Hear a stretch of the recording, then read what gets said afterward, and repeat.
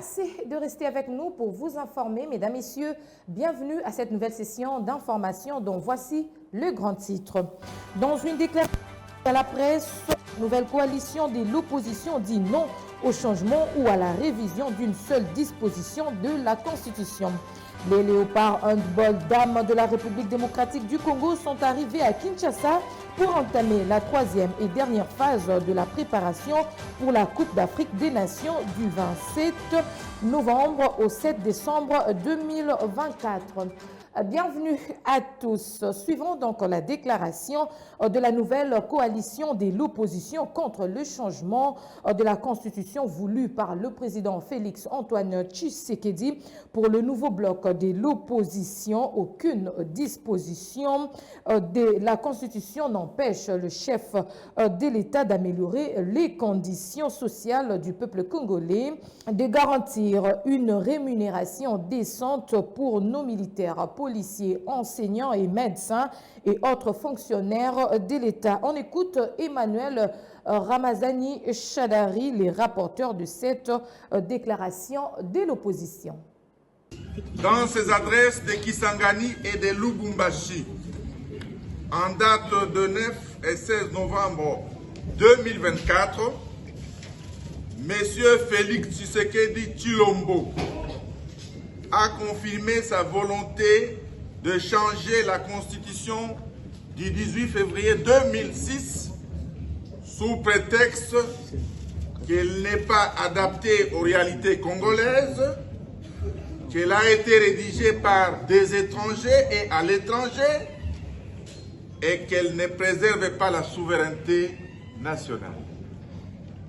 Nous, forces politiques et sociales, porteuses des aspirations profondes du peuple congolais, après avoir suivi avec consternation M. Félix Tshisekedi sur sa volonté de changer la Constitution, déclarons solennellement notre opposition à ce changement ou cette révision de la Constitution, notamment pour des raisons ci-dessous.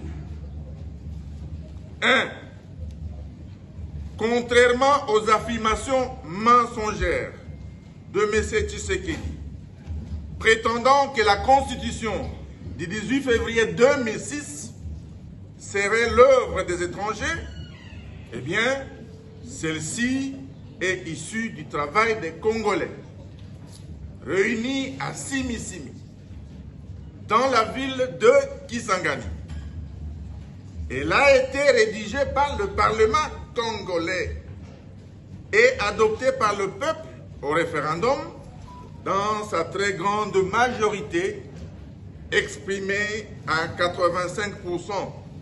Elle est donc ainsi l'expression de notre souveraineté nationale et ne constitue en aucun cas une imposition, ni des belligérants, encore moins des puissances étrangères.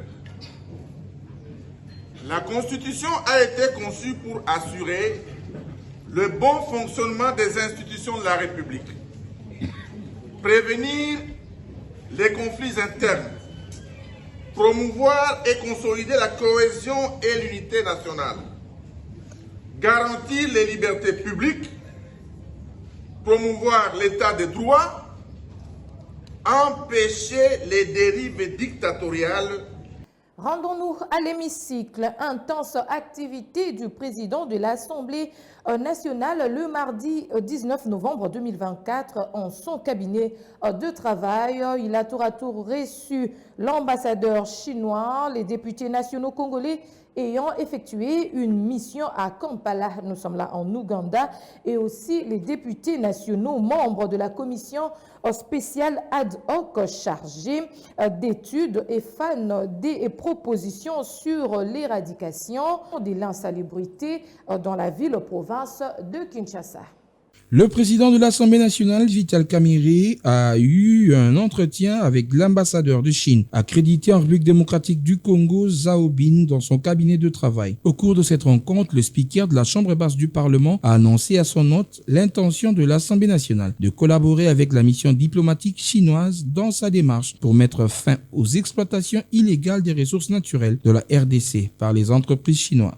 Je profite de cette occasion de sensibiliser les ressortissants chinois, les compagnies chinoises, de respecter les lois et recommandations congolaises, mais en même temps, nous souhaitons également que la partie congolaise pourrait les encourager, les accompagner dans leurs investissements au Congo, de bien protéger leurs droits et intérêts, bien sûr, dans le cadre des lois et réglementations congolaises. Après le diplomate chinois, les députés nationaux congolais qui ont participé à la mission en Ouganda sont venus présenter leur rapport au président de l'Assemblée nationale avant de faire le même exercice très prochainement devant la plénière. De part et d'autre conscience du caractère stratégique des relations qui doivent exister entre les deux parlements, dans la mesure où, en dehors de la Zambie, qui enjambe plus ou moins aussi le sud de notre frontière, l'Ouganda est le pays qui a la plus longue frontière avec la République démocratique du Congo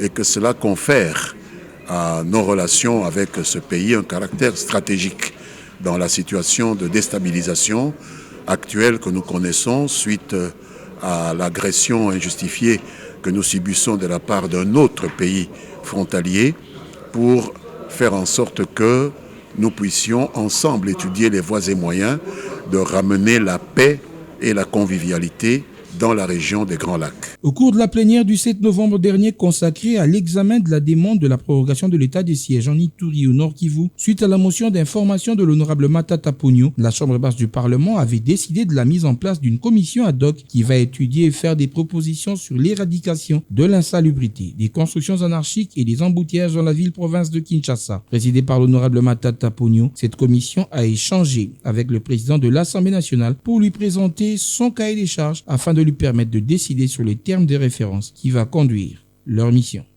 Il s'agit de la commission qui a été décidée par la plénière de l'Assemblée nationale et dont la mission est de pouvoir mener des travaux sur la salubrité de la ville, sur les constructions anarchiques, mais aussi sur la question des embouteillages. Comme vous le savez, la ville de Kinshasa vit ces trois phénomènes de manière cruciale pour le moment. Et il est donc question qu'il y ait des facteurs causaux, des conséquences, tout comme des propositions, des solutions à court, moyen, long terme soient formulées afin que l'honorable président de l'Assemblée nationale puisse transmettre les recommandations de cette commission au pouvoir exécutif. Les directeurs généraux de l'ONATRA, à son tour, Martin Lukusa, a conduit la délégation de JICA auprès du vice-premier ministre, ministre de Transport, Voies de communication et désenclavement, Jean-Pierre Bemba Gombo, venu pour avoir un cœur net sur le don octroyé par le Japon au gouvernement congolais dans le cadre de la coopération bilatérale. C'était ce mercredi 20 novembre 2024. Élisée Ouamara signe ce reportage. Le vice-premier ministre, ministre des Transports, Voies de communication et désenclavement, Jean-Pierre Bemba Gombo, a reçu ce mercredi 20 novembre 2024 la délégation de JICA qui était accompagnée par la délégation de l'ONATRA conduite par son directeur général Martin Lukusa. Il était question pour la JICA d'avoir plus d'éclaircissements au sujet du don japonais à la République démocratique du Congo dans le cadre de la coopération bilatérale. La JICA a dû exprimer un certain nombre d'inquiétudes par rapport aux dons en termes de millions accordés au gouvernement congolais dans le cadre de la coopération bilatérale. C'est ainsi qu'il y a un don de 21 millions de dollars pour la réhabilitation d'une partie du parc à conteneurs et que l'appel d'offres est censé se passer déjà dans quelques jours au Japon, mais compte tenu de certaines correspondances venant d'une société donc privée, adressé à la JICA. Ils ont estimé que ça posait un peu plus de problèmes dans le cadre de la coopération bilatérale avec le gouvernement congolais et dans le cadre de ce don fait au gouvernement congolais. C'est ainsi que le vice-premier ministre, ministre des Transports, Jean-Pierre Bemba, leur a répété les instructions claires qui ont été données par son Excellence, Monsieur le Président de la République, en leur disant qu'ils ne doivent pas s'inquiéter, ils devront travailler au niveau du parc à conteneurs suivant ce qui est prévu et en collaboration bien évidemment avec la société MCTC. En d'autres termes, le don japonais est déjà accepté par le gouvernement congolais, les travaux doivent commencer et maintenant MCTC qui devra également réaliser le travaux viendra se joindre à eux pour voir comment ils harmonisent techniquement. Donc cette orientation du président de la République, selon le vice-premier ministre, ministre des Transports, qui a été reçu par son Excellence, Monsieur le Président de la République, ne devra souffrir d'aucune exception. Et c'est ainsi qu'une réunion est convoquée ce vendredi pour relayer les instructions claires du chef de l'État quant à ça.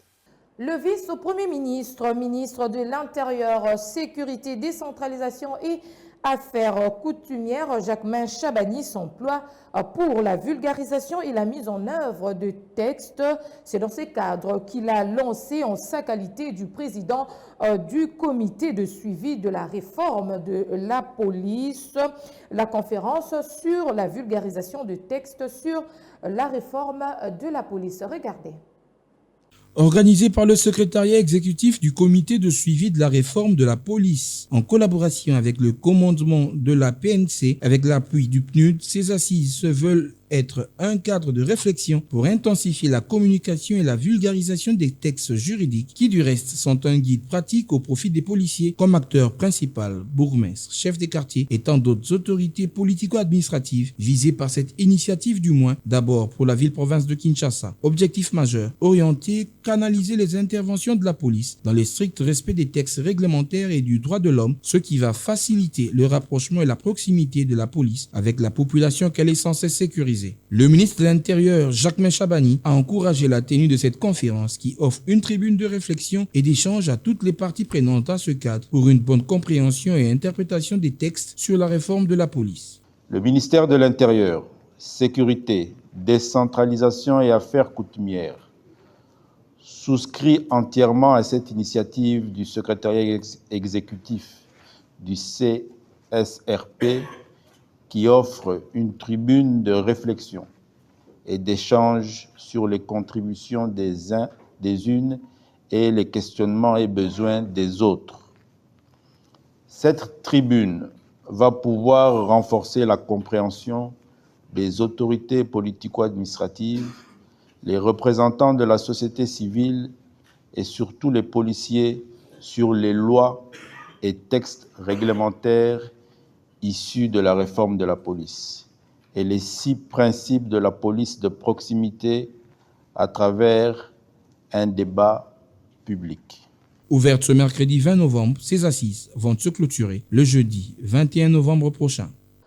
Plusieurs personnalités congolaises participent du 11 au 22 novembre à la conférence de Bakou sur le changement climatique. Présent à ces assises, le sénateur Cédric Nguindou a vanté l'apport de la République démocratique du Congo dans la préservation de l'équilibre environnemental de la planète Terre. Suivez. Exactement. Vous voyez, avec le tableau que j'ai dressé de toutes les ressources que la RDC a, cela nous a créé beaucoup de problèmes avec des pays voisins. Parce que les donneurs de leçons qui nous ont fait des déclarations tout au long des COP passées, qui ont dit lever des sommes importantes, qui ont cité des montants faramineux en disant qu'ils allaient nous accompagner dans cette démarche gagnant-gagnant de valorisation, nous ont maintenus dans l'aide de développement et nous ont imposé une guerre à travers un voisin, le Rwanda, qui nous fait la guerre des ressources justement que nous avons. Et ces ressources, nous sommes... Il n'y a pas la France? Mais justement, ce que je disais, c'est que les donneurs de leçons aujourd'hui, qui ont boycotté la COP aujourd'hui, sont les mêmes resellers, donc ceux qui profitent du vol et du pillage qui est fait dans notre pays au travers du Rwanda. Et nous, en tant que parlementaires, nous venons en appui à notre gouvernement justement pour dire qu'il y a eu beaucoup d'engagement à notre niveau. Nous avons mis en place une CDN qui est ambitieuse.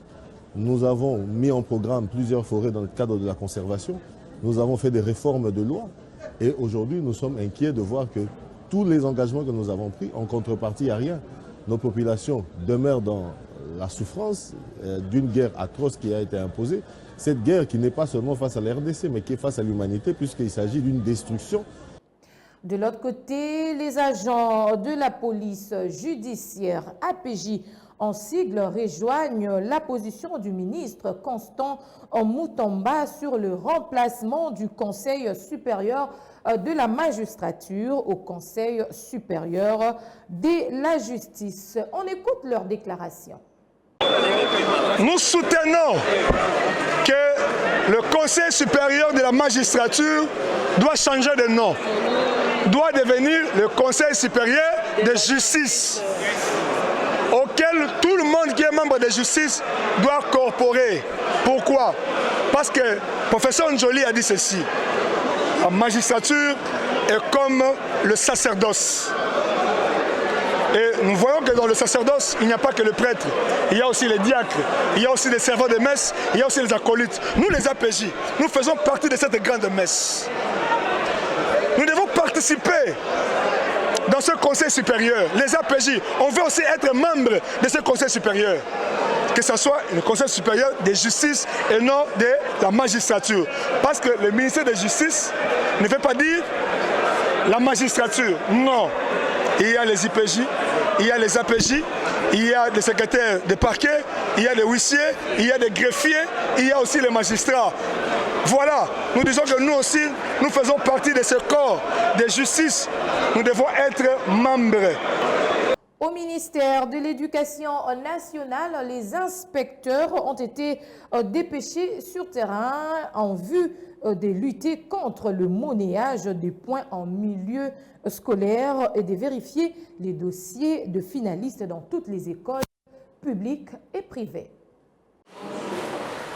À l'Éducation nationale, les inspecteurs effectuent une série d'itinérances dans les écoles pour les contrôles des dossiers des finalistes aux évaluations des fins d'année scolaire, opération dite C7. Malheureusement, il s'observe des dérives et antivaleurs autour de cette opération, notamment les monnayages du contrôle par certains inspecteurs véreux. Alerté, l'inspecteur général a décidé de mener son enquête. Hubert Kimbunza s'est d'abord rendu au lycée Monseigneur Dr Chaoumba. Ici, rien n'a été signalé. Comme c'est une période de contrôle des dossiers, les gens sont allés avec le même montant de 122 000 pour dire c'est pour le contrôle des dossiers. Or, le contrôle des dossiers est une activité de routine. Et nous allons voir pour que les années à venir, ça ne se fasse plus comme nous sommes en train de le constater maintenant. L'inspecteur est appelé à contrôler de manière régulière les dossiers des apprenants. Ensuite, l'inspecteur chef des pôles s'est rendu à Litigombe où, après enquête, il a été prouvé que le chef d'établissement perçoit d'une manière illicite les frais des participations à l'examen d'État. Il y a eu une régression dans les constats. Le préfet a communiqué les montants effectivement reconnus et imposés par ses autorités hiérarchiques. Mais on a trouvé qu'il y a un système non formel, pour ne pas dire informel, qui s'est organisé pour que l'on contribue à hauteur de 5 000 francs à chaque finaliste pour venir au secours de l'inspecteur. Ça, c'est une pratique que je ne tolérerai jamais. Au regard de loi, seul le gouverneur de province, en accord avec toutes les parties prenantes, fixe tous les frais de scolarité. Exiger tout autre frais hors de l'arrêté du gouvernement est considéré comme une fraude. Parlons sport. À présent, je vous le disais, au sommaire, la République démocratique du Congo s'apprête à abriter pour la première fois une grande compétition africaine, à savoir la Coupe d'Afrique de handball. Les léopards de la balle à 6 mètres sont donc arrivés à Kinshasa le mardi 19 novembre 2024 après un stage passé en Europe. Élisée Ouamara les a accueillis et nous en parle dans cet élément. Les léopards handball senior dames sont arrivés à Kinshasa le mardi 19 novembre 2024 pour les derniers réglages en prévision de la Coupe d'Afrique des Nations, de la spécialité qu'elles ont l'avantage de jouer à la maison pour la première fois de l'histoire du 27 novembre au 7 décembre à Kinshasa. Le président de la Fédération congolaise de handball, Amos Mbayo Kitenge, et tout son staff ont fait le déplacement de l'aéroport international de Njili pour accueillir les Fauves. Pour le coach de la RDC, l'équipe est prête pour cette compétition. Je l'ai trouvé plutôt en forme. On avait une bonne équipe déjà, je pense, avec des joueuses individuelles qui ont été renforcées. Et puis au fur et à mesure du temps, elle s'est construite. Je pense qu'on a une équipe compétitive aujourd'hui. Voilà, elle est plutôt en forme. On a encore une semaine de préparation là, mais je pense qu'elle est plutôt prête. On va réserver des places sur la sélection locale, on va voir, on va discuter en staff surtout, avec la fédération aussi, parce qu'effectivement, je ne les connais pas toutes, mais ouais, on va travailler ça en staff et on va voir aussi cette semaine comment ça se passe, les mettre aussi dans le groupe, les intégrer dans le groupe et voir comment elles sont aussi avec cet environnement-là. Christiane Moissessa, une des athlètes, contente de fouler le sol congolais pour cette compétition, appelle la nation entière à être derrière les léopards. Déjà, je suis très contente d'arriver chez nous. On est très contents et la chaleur nous a bien accueillis. Ouais, ce que je peux dire, en fait, c'est une compétition comme tous les autres. Comme j'ai parlé avec mes filles, il n'y a pas de pression. C'est une compétition comme les autres. On s'est préparé pour ça. Maintenant, on est sur place. On a une semaine de stage. On va bien travailler. On va essayer de mettre tout en pratique et de corriger quelques trucs pour les départs. Et après, c'est chez nous. On a besoin de tout le monde. Et on a besoin de soutien de tout le monde, de vos prières aussi. Et comme ça, on va bien attaquer cette compétition. Pour nous, c'est une très, très, très grande fête. Autre discipline, après la défaite des Léopards football le mardi 19 novembre 2024 au stade de Martyrs de la Pentecôte, les sélectionneurs et managers Sébastien de Sabre s'est dit déçu et encaisse sur lui le poids de la défaite. Il l'a dit au cours de la conférence de presse d'après-match RDC Éthiopie. Suivant Sébastien de Sabre. C'est une déception bien sûr de s'incliner à domicile. Je pense que le fautif, c'est moi, parce que j'ai fait tourner beaucoup l'effectif, mais je pense que c'était nécessaire pour voir certains joueurs en situation qui s'aperçoivent aussi que jouer à Kinshasa, c'est pas simple, sur synthétique, avec cette chaleur. Je pense à des joueurs qui ont eu leur première sélection, donc c'est vrai qu'on a eu beaucoup de mal sur cette première mi-temps, même si on a, je pense, les 2-3 premières occasions pour pouvoir marquer en premier. On a été meilleur sur la seconde mi-temps, malheureusement ça n'a pas été suffisant. Donc voilà, cette défaite est pleine d'enseignements parce que comme vous le savez, les cadres étaient au repos.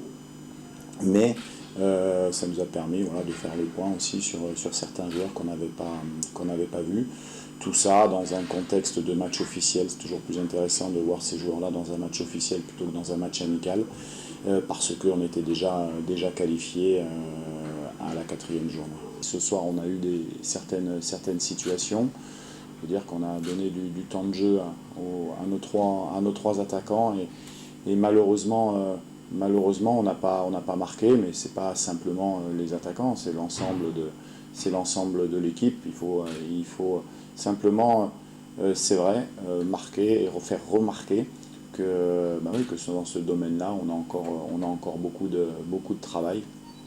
On est passé en 4-4-2 sur la deuxième mi-temps, ça nous a amené un peu plus de poids offensif. Il y a eu quelques situations pour nos attaquants, malheureusement on n'a pas pu les concrétiser. Voilà, c'est donc par cette note que nous mettons point à cette édition du journal. Mesdames, Messieurs, Merci à vous de l'avoir suivi et surtout restez branchés au programme de Social Télévision.